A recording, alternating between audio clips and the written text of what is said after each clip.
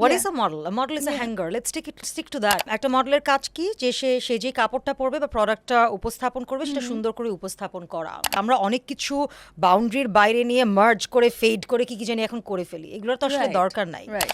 We have always thought যে model is somebody who has this whole persona. মানে when you walk or you enter a room, যে energyটা, the aura that person carries, that is something else.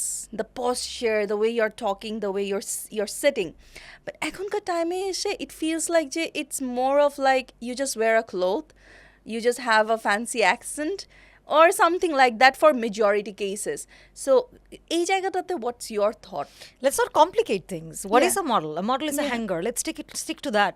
You know, like একটা মডেলের কাজ কি যে সে যে কাপড়টা পরবে বা প্রোডাক্টটা উপস্থাপন করবে সেটা সুন্দর করে উপস্থাপন করা। You know, that is, let's stick to that. Let's you know, like আমরা অনেক কিছু বাউন্ডারির বাইরে নিয়ে মার্জ করে ফেড করে কি জানি এখন করে ফেলি, এগুলোর তো আসলে দরকার নাই। একটা মডেলের যে জিনিসটা প্রয়োজন সেটা হচ্ছে যে apart from the looks or the height or everything, এগুলো বাহ্যিক জায়গাটা বাদ দিলাম, সেটা হচ্ছে একটা এক্স ফ্যাক্টর।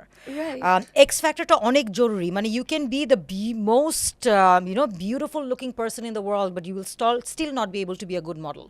সো মডেলিং এর জন্য এন্টায়ারলি একটা different persona, as you were saying, সেই জিনিসটা প্রয়োজন পড়ে, যেটা আমাদের সময়ে ছিল, তারপরের জেনারেশনেরও ছিল, আমার মনে হয় এখনো অনেকের আছে।